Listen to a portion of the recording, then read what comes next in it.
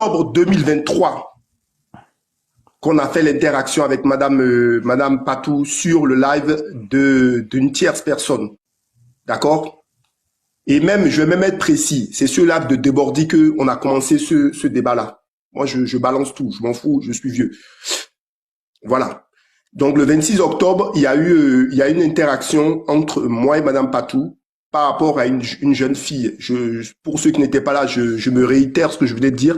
Une jeune fille qui avait fini ses études aux États-Unis et qui avait l'intention de rentrer au Bénin, République du Bénin, par le Bénin qui se trouve au Nigeria. Donc, il y avait une communication entre Madame Patou, moi et d'autres panélistes où on devait lui donner le meilleur conseil pour faire son choix si elle restait aux États-Unis ou bien si elle rentrait au Bénin. Et c'est là où j'ai fait la connaissance de Madame Patou, qui est intervenue sur live et qui a dit que, en fait, que déjà, elle a fait l'affirmation de dire que un chauffeur Uber gagnait 120 000 dollars à l'année et j'ai dit, ah, mais c'est énorme. Et elle m'a dit non, que c'est pas énorme, que c'est rien du tout, parce que elle, ses revenus annuels étaient de 1 million et qu'elle était médecin. Voilà. Et c'est là où moi j'ai commencé ma campagne d'enquête sur Madame Patou et que je n'ai pas trouvé ces déclarations et je me suis rendu compte aussi que entre ces divers prénoms étaient incohérents avec ce que elle affirmait. Et c'est là où j'ai été agressé, je tiens à le préciser. J'ai été agressé par des proches à moi. J'ai été agressé par des proches à moi qui m'ont envoyé un message. Je vais vous le dire, la date exacte. Le premier truc est dû le 26 et j'ai eu le message. Après, il y a eu un débat qui s'est fait au début novembre sur moi, sur ma personne. Donc, début novembre, il y a les gens ont commencé à parler de moi. Ces partisans ont commencé à m'attaquer sur le live de la personne que je vous ai mentionné tout à l'heure. Je tiens pas à lui faire de la pub, je l'ai dit une seule fois. Et le 14 encore, et c'est là où j'ai reçu un message direct d'un ami à moi qui me connaissait et qui était un partisan de Madame Patou et c'est là où cet individu a déclaré que oui, moi je parlais trop, que je ne devrais pas m'aventurer là, qu'elle avait trop de pouvoir, qu'elle avait trop de puissance et que si je me rendais au Bénin, que j'étais en danger et tout ça. Et je tiens à dire que comme je me suis bien rendu au Bénin, et rien ne m'est arrivé, mais c'est vrai que j'étais un peu discret parce que bon, il faut quand même garder une part de précaution. Et à mon retour à Paris, j'ai discuté avec les autorités béninoises à Paris, le consulat et tout ça, et qui m'ont clarifié que en fait non, qu'il n'y avait aucune crainte à avoir et qu'il n'avait pas que aucun membre du gouvernement, qu'elle n'était pas un membre du gouvernement, qu'elle n'avait aucune affiliation avec le pouvoir en place. Voilà, pour résumer un peu les choses. Mais je tiens quand même à dire que cette personne a dit que je vais vomir tous mes triples, que je vais avoir des vertiges, que mon boulot comment ça s'appelle? Que elle va détruire ma carrière professionnelle, qu'elle va détruire ma famille et que j'étais en danger de mort. Les menaces habituelles que font les... Bon, je ne tiens pas à associer tous les noms, mais je sais que c'est des paroles qui sont souvent dites par les anémistes au Bénin. Je tiens à anémiste. Comme ça, si je dis anémiste, ça réduit le nombre de personnes. Voilà. Donc, je me suis tué jusqu'à présent. Et quand j'ai entendu votre live, j'ai eu le courage de venir et de donner mon témoignage parce que c'est important pour la communauté de TikTok de connaître et d'identifier les parasites qu'il y aura sur TikTok. Parce qu'il me semble que TikTok a été créé, la plupart de nous, on a joint TikTok au moment du Covid. Et au début, TikTok, on faisait des vidéos, on rigolait, on se draguait entre nous. Mais ce niveau de belais et de diffamation et de calomnie a pris des ampleurs et c'est important pour moi, en tant qu'activiste, de venir témoigner sur le live de Monsieur Roro. Voilà, un peu grosso modo, pour ceux qui viennent de joindre le live, je fais un résumé de mon intervention.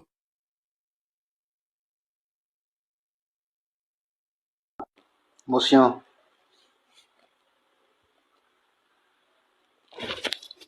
Je peux, s'il vous plaît?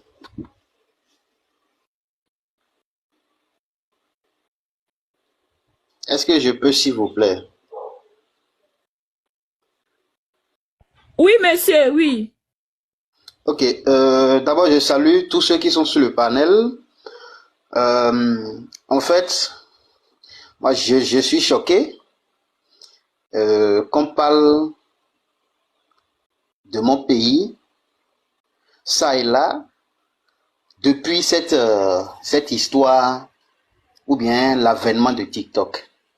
C'est-à-dire, la chose aurait dû être utilisée autrement, mais apparemment, le sang des Béninois n'a pas changé et ne veut pas également changer. Quand je prends l'histoire de Maman Dilara, c'est maintenant que je suis en train de constater effectivement que Maman Dilara est une star en fait. Oui, Maman Dilara a du soutien. Elle est une star. C'est maintenant moi j'ai constaté, sinon moi je suivais juste ces trucs-là et elle nous faisait rigoler et tout. Mais maintenant là, j'ai constaté que Maman Dilara est une star. Et elle a besoin de soutien en fait. C'est-à-dire dans ce pays, quand la dame a voyagé, les premières vidéos, les premiers lives qu'ils ont eu à faire ensemble portaient l'intention de ce que c'était cette dame et ce monsieur qui ont aidé la pauvre dame à voyager. C'est ce qu'ils nous ont fait croire dans les lives en fait. Or, 0 plus 0 était égal à ln de 1. On ne savait pas. Ils nous ont fait croire que c'était eux qui ont assuré le visa. L'autre se pointait, grosse tête, disait quelle relation par-ci, relation par-là, elle peut bloquer visa ici, elle peut bloquer visa là. Garçon qui parle comme ça, là, il faut le fuir. Si tout cela est arrivé aujourd'hui, c'est à cause de l'hypocrisie en fait. On rit tous ensemble, mais par derrière, ça parle de l'autre. Sinon, moi, j'ai eu à faire un peu de recherche sur ce type de visa-là qui donne 3 ans directement. Et moi-même, par exemple, qui suis ici, j'ai un grand frère direct qui est également dans l'armée américaine. Par exemple, qui suis ici, j'ai un grand frère qui se trouve également dans l'armée américaine depuis 2016 jusqu'à aujourd'hui. Et c'est le grand frère qui m'expliquait en réalité que les États-Unis ont adopté une nouvelle formule pour faire voyager les gens pour venir travailler. Et que c'est cette formule-là qui leur permet de leur donner un visa de 3 ans. Et que c'est en réalité une procédure que si tu ne maîtrises pas, tu ne peux pas comprendre en fait. C'est depuis ce jour-là que moi j'ai su que cette histoire-là, ça allait mal finir en fait. Et là, ce n'est pas seulement les Béninois qui sont comme ça, la nature de l'homme c'est ça. N'ayez jamais confiance en l'homme. Je rejoins Carleson international ou national là qui parlait de la Bible. La Bible dit dans Ésaïe 2 verset 22 que n'ayez jamais confiance en l'homme. De quelle importance est-il? Un homme dans les narines duquel il n'y a qu'un souffle. Elle se fait passer pour la riche, pour l'importante sur les réseaux sociaux et que c'est à cause de Maman Dilara qu'on l'a, que désormais son visage là est dehors, quoi. Or que les mêmes personnes qui disaient si vous avez des différends, réglez-les hors TikTok, sont ces personnes-là qui montent, qui s'assemblent sur des lives pour pouvoir se justifier. Quelle justification? C'est-à-dire, vous faites un bien à quelqu'un. C'est-à-dire, supposons d'abord que c'est vous qui êtes là. Je parle par exemple de ADN. Si c'est votre propre sœur qui arrivait à fauter à côté de vous dans un pays étranger, c'est comme ça que vous allez laisser partir? Je me demande.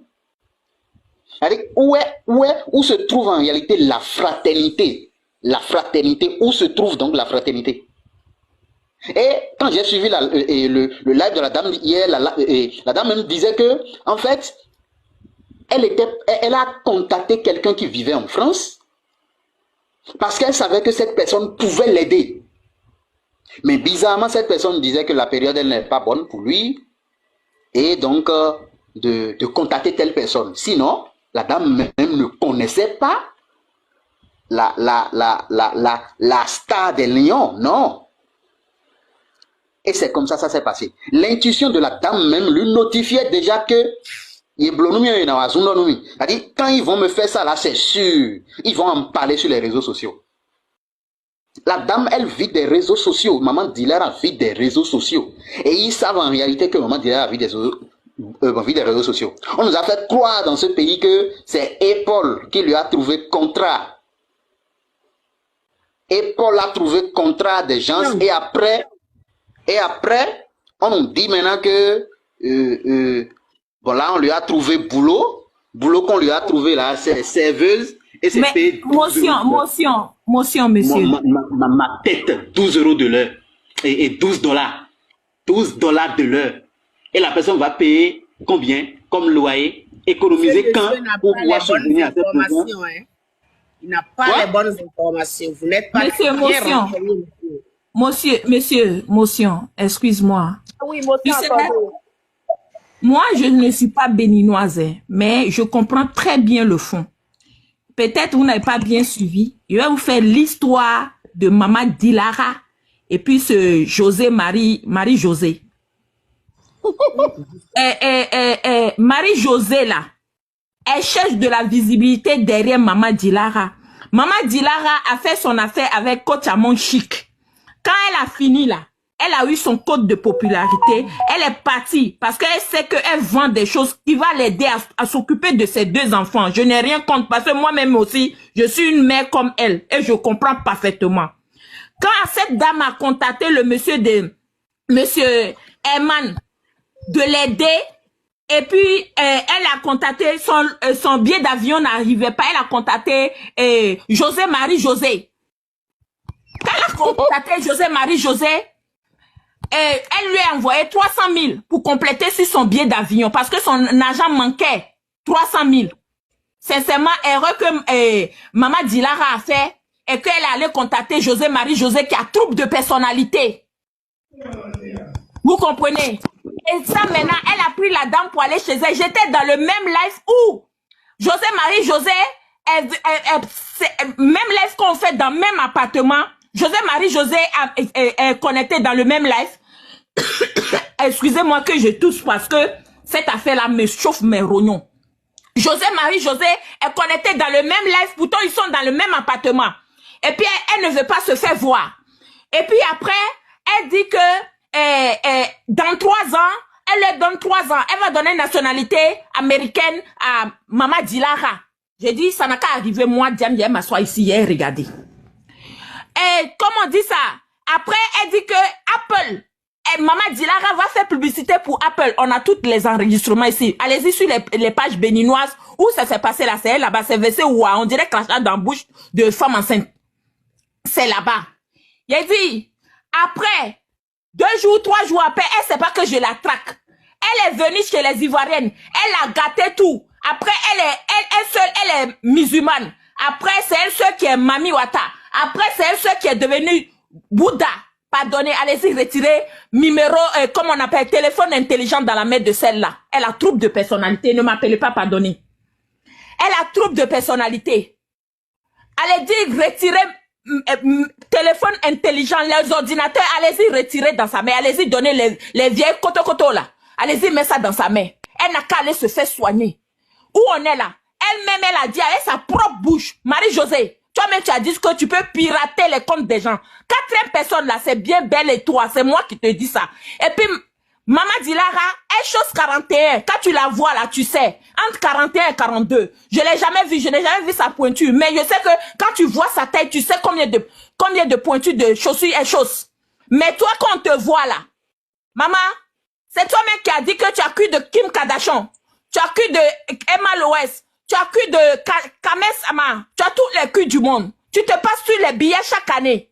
Madame, laisse la vie de celle-là en paix.